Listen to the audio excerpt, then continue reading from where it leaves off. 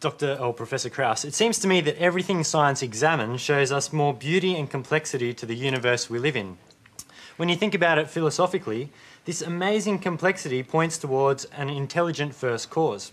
Well, I mean, that's how it works with humans, you know. Only intelligent minds can create complex things. Isn't it bad parenting to force your children to learn that people evolved from the ancestors of monkeys without letting them have the opportunity to think about it logically and come to their own conclusion?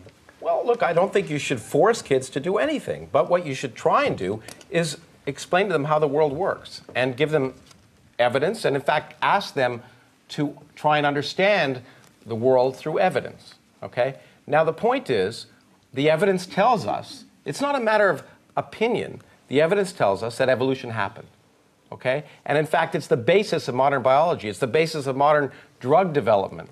And and I agree with you that science tells us, I mean, just makes the world fascinating and far more interesting than myth. And in fact, I get upset when people say that science isn't spiritual. I get spiritual wonder looking at every Hubble Space Telescope picture. And science, in fact, is better kind of spirituality because it's real. And I think that's the important thing. So you're absolutely right. I don't think parents should force kids to do anything. But what they should try and do is encourage kids to learn and provide them the best available knowledge base. And it is unfortunate that some people, for some reason, as you seem to do, fear the notion of the fact of the reality that humans that all species descended from a common ancestor. It's just unequivocal. It's the best tested theory in science. And it's not, we don't hold to it because we have some secret handshake. If it were wrong, it'd be great because the way to become famous in science is to prove your colleagues wrong. And so I'm going to go back. Anyway. You mentioned the Hubble telescope. Our questioner is Tim Hubble. No relation, I suspect. But in any event, I mean, listening to what you're saying, do you believe that evolution and religious theories about the origins of human beings should be taught alongside each other in science? I think, yeah, they can be taught alongside each other, I guess. The question is really the first cause. And that's a philosophical question. Science can't explain the first cause. That's got nothing to do with biology. First cause is a complex philosophical question, and I deal with it in some sense as a scientist, as a cosmologist who worries about how the universe began. But that's very different than the facts of biology. And so the question that's of concern to you is very different than teaching kids how biology works. And it's a disservice to them not to teach them how. Okay, Tanya, Tony, yep. There's just one of the things, I guess, that has concerned me in the last few years. There's been a real debate about that essentially discredits science by saying that scientists are self-interested. The reason that people are researching climate change is that there's something in it for them.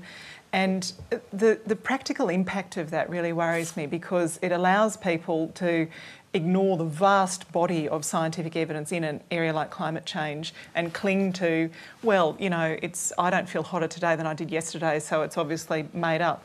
And the example in Queensland that really worried me recently was the Queensland government giving permission to local councils to stop putting fluoride in water. Now, the biggest health intervention in dental care in Australia for decades is putting fluoride in water. Any dentist you talk to will tell you they can tell who grew up in Queensland where they've had less fluoride in the water. They've got a mouthful of fillings compared with people who've grown up with fluoride.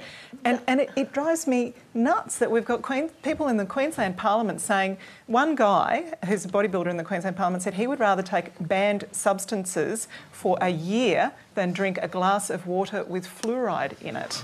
It's nuts. Dr. Is he especially well-muscled? He is actually rather well-muscled. His teeth, however. He's also... He's well-muscled in his head, I think. C.D. Pan. Just to say, with your comment, the irony is that people who spend all this money buying bottled water because they're scared of tap water, they're the ones who've got their dental problems because that doesn't have the fluoride. Yep. You know, this idea that tap water has problems, it's actually the best. It's the best thing to drink. Best drink to give your kids. Yeah. And it's pretty much free.